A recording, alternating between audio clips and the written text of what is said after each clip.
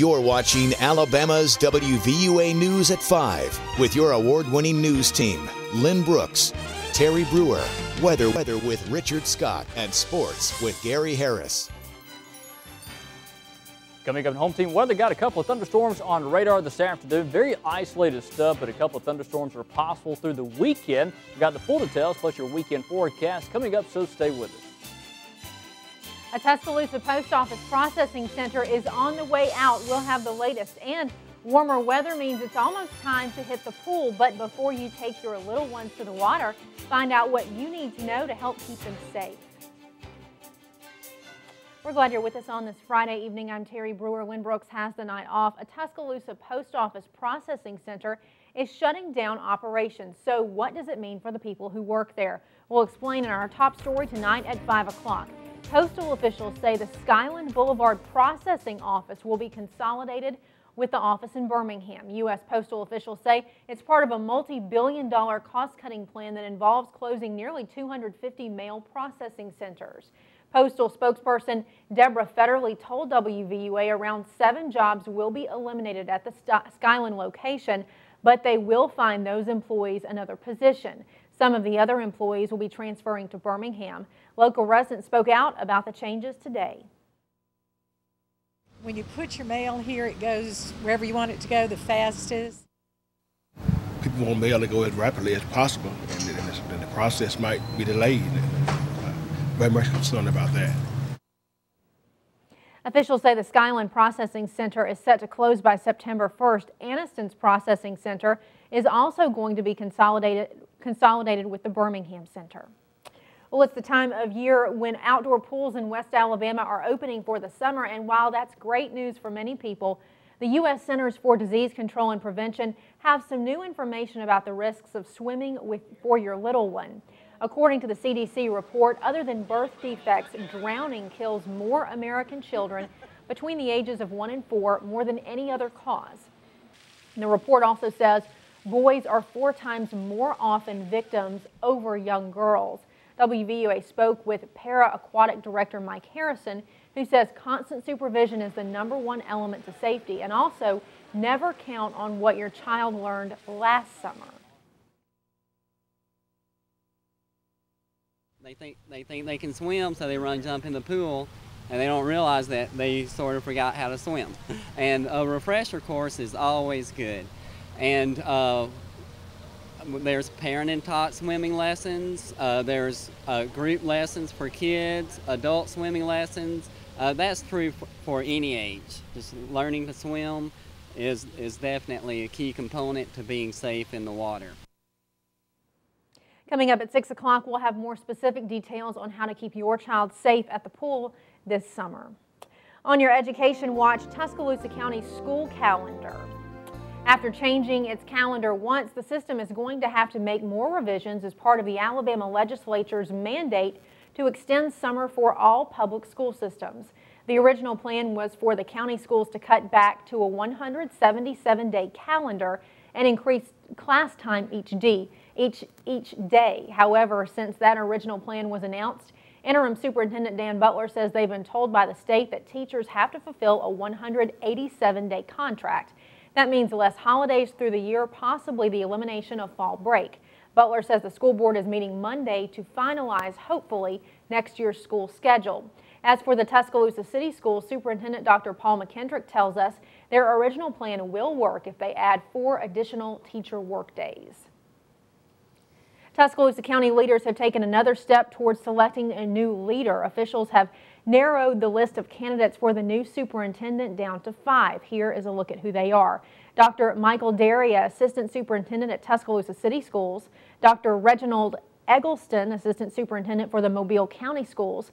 Dr. John Jackson, Superintendent for the Oconee County Schools in Georgia. Brian Johnson, Superintendent of Cherokee County Schools, and John Wilcox, Assistant Superintendent for the Tallapoosa County Schools. The board will reconvene at 9 o'clock Monday morning to discuss whether to go forth with interviewing the 5 names or dwindle the number of candidates before the interviews begin. May 28th through June 4th are the dates the school board has set aside for interviews. The Tuscaloosa County Sheriff's Office says it's dealing with overcrowding in their jail, and Sheriff Ted Sexton believes many inmates may have another option besides incarceration. Sexton claims the jail is home to 109 people with mental illnesses. That's why the sheriff's office is teaming up with another organization in hopes of diverting some of these individuals to a more proper rehabilitation setting. Indian River's Executive Director Jim Reddick says they have already seen the need at the jail and are ready to take on the task. There are mental health courts in many jurisdictions, and they're very successful. Based on that experience, I would certainly think that we would have the same sort of success. The Tuscaloosa County Sheriff's Office will be funding the program. The Tuscaloosa County Commission recently denied funding $10,000 for the pilot program. Commissioner Bobby Miller says he was not necessarily opposed to the funding, but he would have preferred it to be properly placed in the next fiscal year. On your Crime Watch, an arrest in the deadly Mississippi highway shootings. Authorities say it may put an end to the massive manhunt. 28-year-old James Willie of Sardis, Mississippi was arrested on unrelated charges Tuesday. The Tunica County Sheriff's Office says the handgun he had allegedly used in the highway shootings was found. Investigators had said they were searching for someone possibly posing as a police officer after 2 people were shot and killed in northwest Mississippi. And in North Carolina, we've got the latest in the John Edwards campaign corruption trial. The former Democratic presidential candidate is charged with 6 counts of accepting illegal campaign contributions, conspiracy, and falsifying documents. Prosecutors say Edwards accepted nearly $1 million in contributions to hide former mistress Rio Hunter and her pregnancy. If convicted, he faces up to 30 years in prison and a $1.5 million fine. Jurors deliberated about 5 hours today, and they will resume their discussions on Monday. Well, after months of anticipation, Facebook finally made its stock market debut. Facebook founder Mark Zuckerberg says it's an important milestone for the site, but he says it isn't their mission to be a public company. Its mission is to make the world more open and connected. Zuckerberg rang NASDAQ's opening bell from the social networking giant's Menlo Park, California headquarters this morning. He started Facebook in a Harvard dorm room 8 years ago. In Georgia, a young woman fighting a flesh-eating bacteria is going to lose more limbs. Amy Copeland said, "Let's do this," after hearing she would lose her hands and remaining foot. The 24-year-old contracted the bacteria after a ziplining accident over a Georgia river. Her father said she didn't cry when she was told she would lose her limbs. Amy has already lost a leg to the bacteria. Health officials say her case is rare. A businessman in Winchester, Kentucky decided to give back to his community. He scooped up thousands of dollars of goods and donated them to the local shelter. Reporter Adam Yassam explains how he did it. You've heard of Christmas in July, but we're still going through it. Well, in Winchester, it came even earlier.